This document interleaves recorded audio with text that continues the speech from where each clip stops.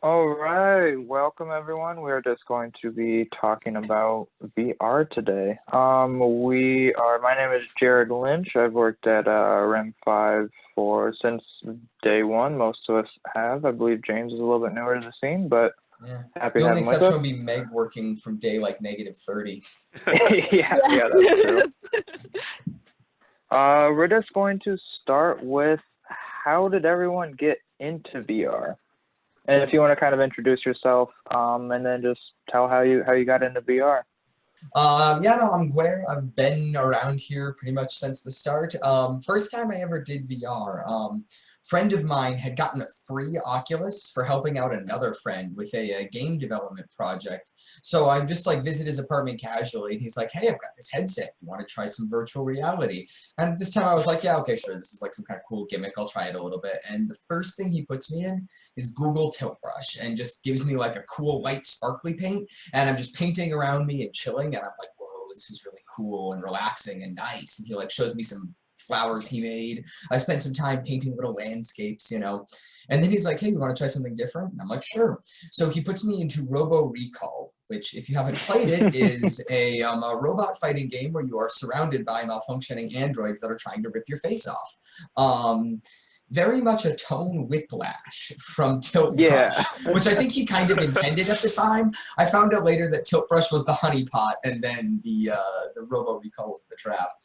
But the nice thing about that was that I got a really solid idea of the breadth of what you could do in virtual reality. Like you could hang out and paint and be chill, or you could shoot robots and get your face ripped off.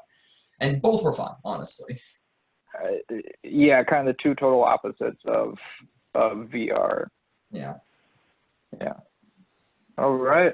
Let's go to Meg, who's now we now can see. Oh, good. Yeah. So I first got into VR because my roommate had an HTC Vive Pro in our apartment. And the first thing that I did was go into Google Earth, which is this really sweet application where you can go anywhere on the whole planet. And I just remember spending hours in there just going to places that I had visited before, places that I always wanted to go, and just checking out, like, you can go outside of your house and like see where you live. It's cute and fun, and it's just a And really weird. powerful tool for teleportation. You could literally go anywhere. Yeah, that's probably my favorite too. What was the what was the setup like in the basement? It's like you have to like obviously we know kind of how much room you need, but for people who aren't familiar with HTC Vive, like you need a little bit of room. So it's like You do. it was just set up in the basement then. Not even the basement. We actually were just living in like a 2-bedroom apartment, and we devoted our entire living room to VR. Oh Who man. needs a living room when you have VR? Right? Like, if you can do VR, you don't need a couch or anything. No, No, just no, take no it all couch. away. We just like drilled holes in the wall for the lighthouses and just went to town. Nice. So No, that's some serious infrastructure. My friend did yeah, that with his Oculus Rift. He set up those optical cameras on the walls with like full mounts and everything that he bought. It worked really well. He had yeah. the advantage of a futon that could like pull away towards the wall to leave room for VR, which was really nice. Like flexible furniture setups definitely shine when you get a VR headset, because suddenly the fact that you can roll your coffee table out of the way is like its most important feature. All right. Okay. So moving on, James, how did you get into VR? All right, so I'm James. I'm probably the newest member of REM5 out of everyone here. So, I got into VR. The first time I tried VR was at an event in Seattle with me and my friends.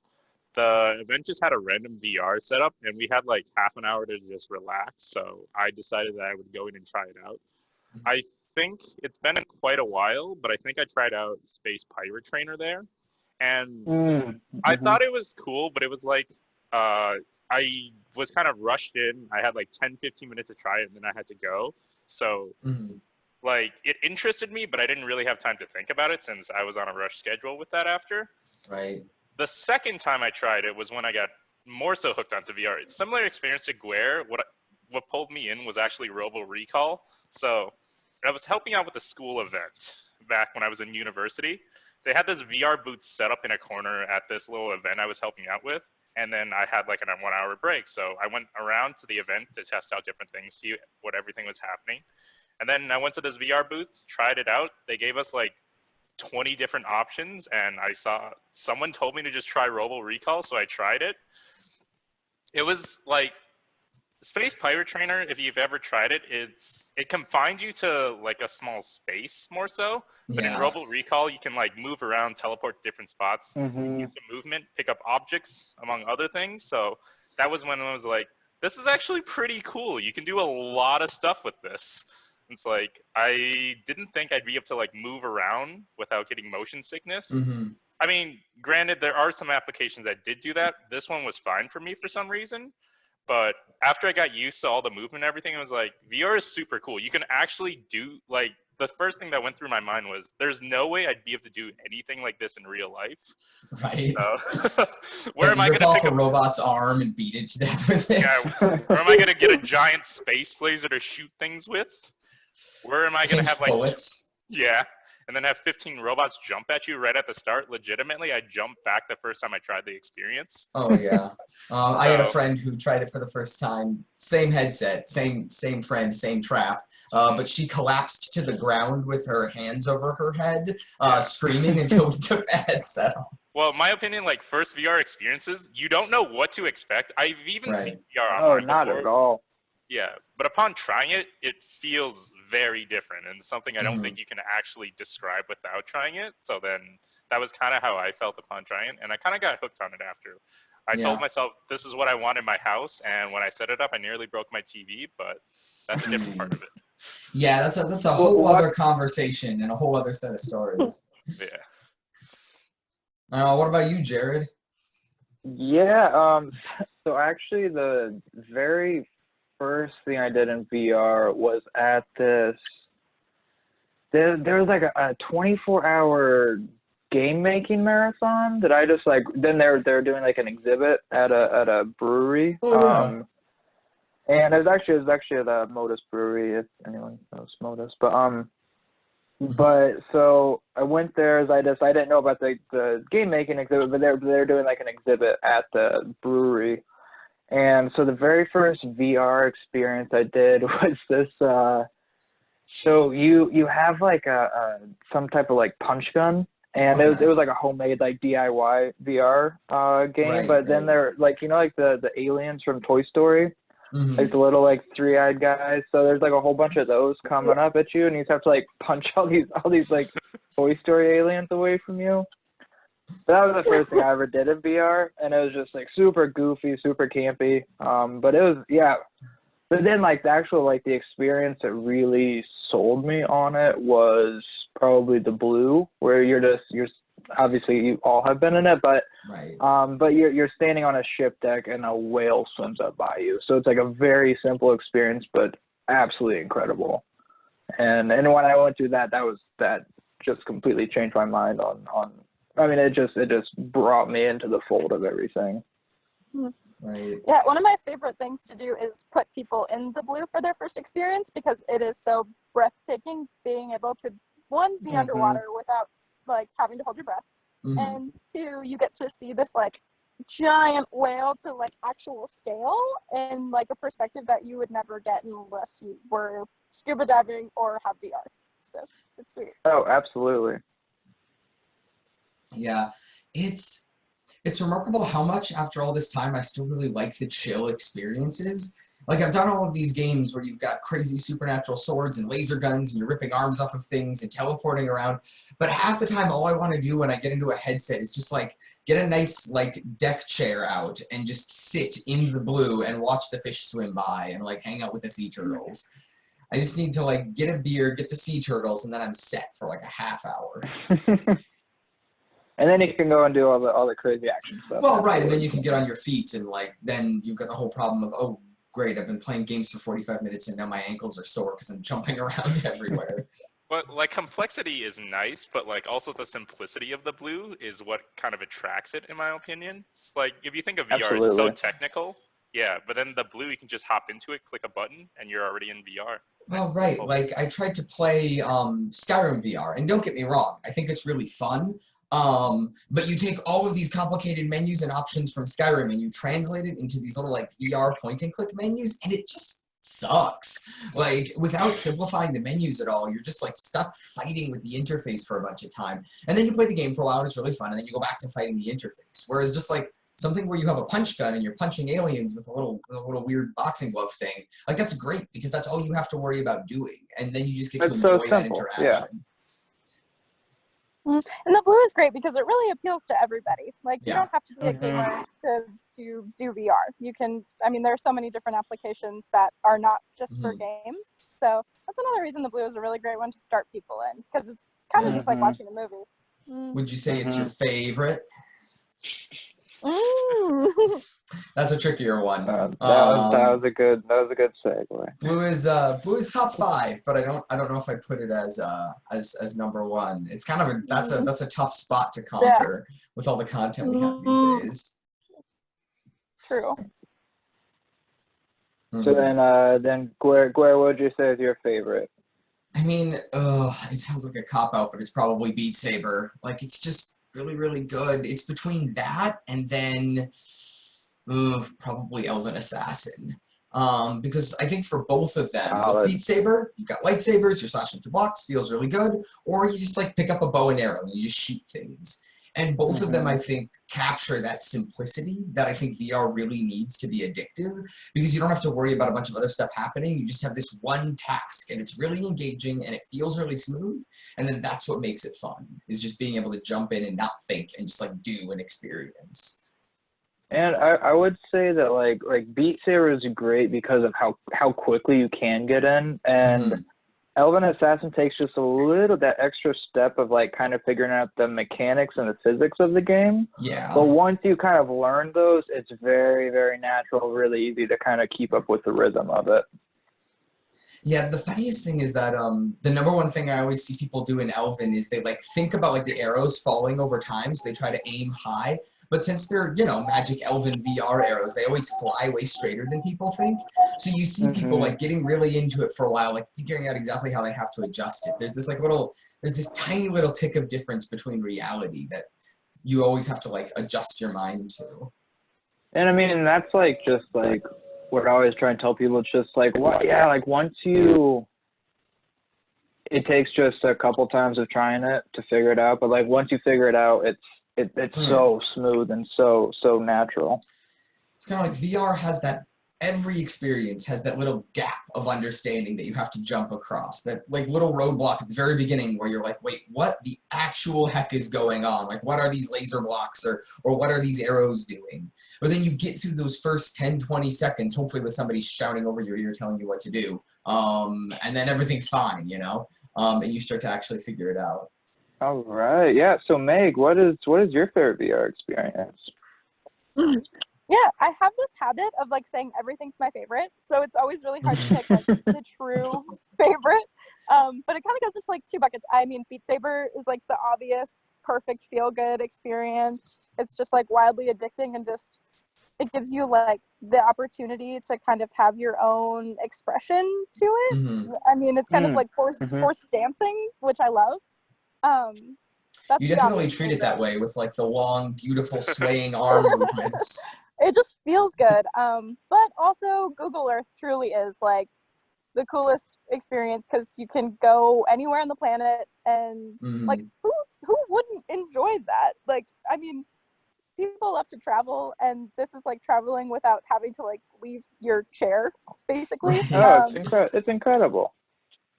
Yeah, and it's just a really powerful tool, and kind of like preserves history in a really, really interesting way. Yeah. Yeah. Oh yeah, like the whole Notre Dame thing, where like, don't they still have all the original photos of the building in Google Earth? Yeah. That's really cool to be able to just like go inside the cathedral again. Right. Yeah. This past year, shortly after that happened, or whenever that was, time doesn't exist, but we had some of our students go into that experience from the Academy of Whole Learning, and we actually brought them in to like the church, and they got to see everything as it was, and it's preserved it in that way. And it's just a really neat way to be able to teach a lesson that also is like around current events, history. It's really cool. I didn't really think about this before, but like if they do wind up doing, you know, a lot of reconstruction on it and getting it close to what it was, they'll also still have photo documentation of the fire. So I'm imagining like 10 years from now or whatever, having students who can like see the original, see the burnt out version, see the new version, and be able to like travel through those. like moving forward, it's a piece of documentation for all the like transient and changing things we're doing now, which is really cool. All right. So actually, yeah, really quick before we get on, well, it's on my mind. One other thing about Beat Saber that I really like is that it's one of those games where it's like it's a very simple game, but to actually get good at it takes a lot of time and a lot of effort. Like, Absolutely. Yeah. So anyway, that was kind of I'm sure it's one of those nice like it was like minute to learn, lifetime to master sort of things. Yeah. I gotta break out those wrist weights again, you know, start working those muscles. Challenge yourself. That's never a bad idea. All right. So yeah. So then with that kind of note on there, yeah, James, what is your favorite VR experience? So, I have two I want to talk about, but I also don't want to repeat myself. But I am gonna say game-wise or entertainment-wise, Beat Saber is also my favorite for the same reason as everyone else. Right. It's kind of inevitable. We all end up talking about it. Yeah. Well, one thing is, no matter what VR experience I try, whenever I want to just do something fun and relaxing, I always go back to Beat Saber. And you can debate whether it's actually relaxing or not, but it feels like it's like you're on a dance floor or something almost, because you're listening to music, but you're also going along with it. But it gives you something to go along with it too, rather than just like random movements or whatever. So I always enjoy it. And the other thing I talked about, I spent a lot of time in this, but I don't know if anyone else has, but this might be weird, but I like YouTube VR a lot. I use it a lot. Interesting. Oh, that's fair. Do you find you mostly watch like 360 videos and actual full VR videos, or are you just like doing like big screen stuff sitting there like you're in a movie theater watching Markiplier or whatever? It's a mix of both. So when I first started the application, it gives you all like a whole bunch of these VR options, VR locations you can try out upon launching it. So like it's the only application I've actually showed like my family members who wanted to try out VR for the first time, and there was just like, I want to do something simple, and I know that I could possibly get motion sick. What's something simple to try out that I know I'll understand? So YouTube VR was what I showed them, and I showed them a video of skiing because my family has never gone skiing, and I thought it'd be nice to show them that.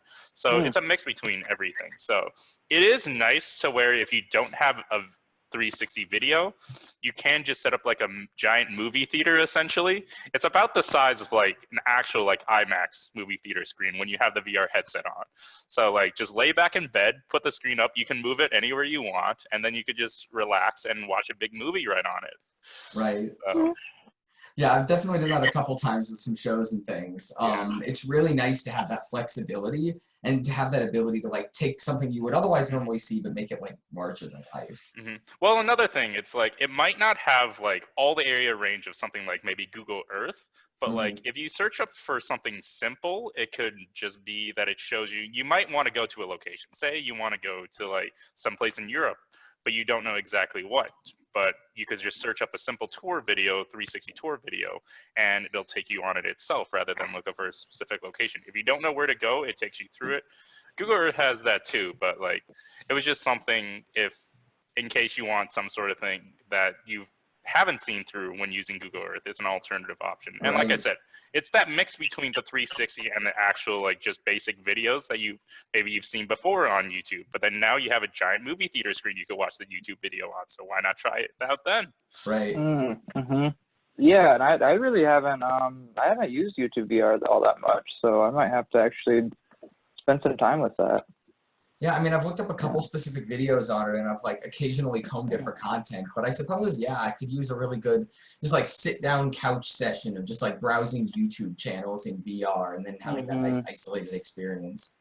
Some nice like spooky video compilations, you know? Yeah, maybe not that. You can do that one, Jared. Let me know what you think.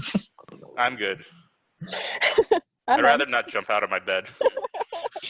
I'm down. All right, well, okay, Meg, you and Jared can have a spooky YouTube party, and then we can record it and post that later, and it'll be great. Perfect. Next video. Reaction compilation. There we go.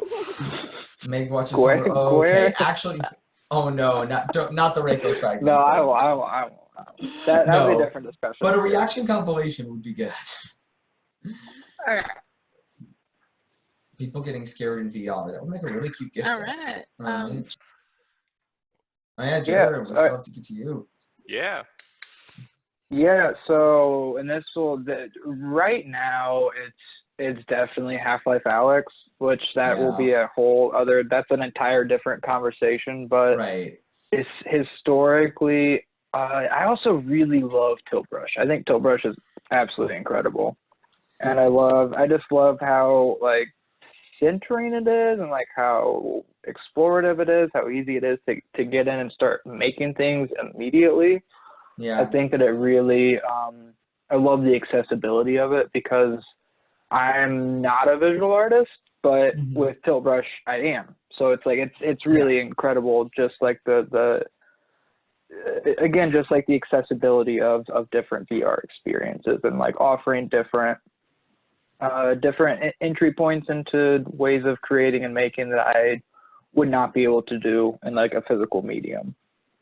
Right, and the accessibility of the third dimension, you know, like that first moment when people figure out they can paint in 3D and like realizing that things that they would otherwise have had to learn this like stupidly complicated 3D editing program. I mean, Jared, you and I started running Blender today, and it's a mess. It's impossible to see what you're doing in a way that feels natural. Insane. Versus you go into Tilt Brush and you're just like, I want to make a box. So you just draw a box, and then you have a box, and then you want to make it a little different, so you just draw it different. And it feels so natural. You feel like a freaking wizard just like making stuff. So in Tilt Brush, that's one of the things like exactly that moment you're talking about. I love putting other people in Tilt Brush and like seeing that kind of aha moment where it's just like, oh, I'm just using my hands and creating it out of nothing in the space right in front of me. So. Well, yeah, so I really love Tilt Brush. I mean, yeah, and currently it's featured on James's background right now. Now that I think about it, he's got our sweet haptic background from Shurston. Is it actually animated back there? It is not. I actually got this image, and oh yeah, no, that's just it's just a basic haptic, like the general. Yeah, I don't know what to call it, but yes, this was made in Tilt Brush. For anyone that hasn't seen it before, so it just kind of shows what little, like how much small details you can put into certain objects inside of Tilt Brush, and how many weird freaking colors you can use. Well, another important thing about Tilt Brush is like for art, especially designs, you can see everything to scale once you put someone inside of the headset. So like you can create it, you can see it on a TV screen, but once you put someone inside of it, they'll be able to manipulate all the objects, or they could have it pre-manipulated beforehand to see everything to size, how it's normally meant to be. So.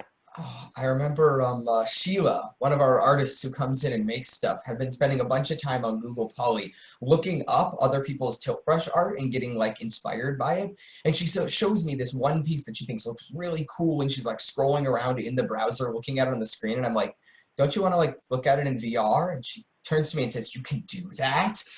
So I like put her inside some other person's art, and she's able to like zoom herself down really small and look at all the details and figure out what brushes he used.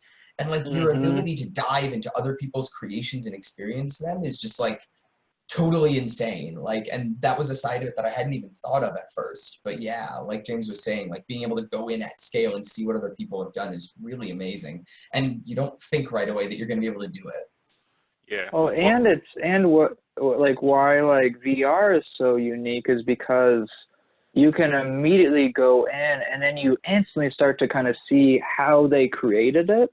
Yeah. Whereas if it was a different medium, it's like maybe you'd have to go into their code and then like scour like how did they write this, like how did they make this, or it's just like figure out their settings and which weird obscure tools they used or whatever. Yeah. Whereas like this is like a digital technology that it's just so easy to get into and start to kind of deconstruct and pull apart. Yeah. It's able to make the interface more human, and that makes everything people do with it just that much easier to understand and connect to. Well, another thing about Tilt Brush is it's not overly complicated either. Like kids Yeah. can use it. Like first-time VR users can use it. Oh It's, yeah. yeah, it's like the idea you were talking about before, how it's very simple to pick up, but it takes a long time to make something good out of it, or to master it, you could say. All right. Well, thank you all for getting together and talking about VR tonight. So until next week. Until next time. Yes. Until then. All right. Talk to you folks later.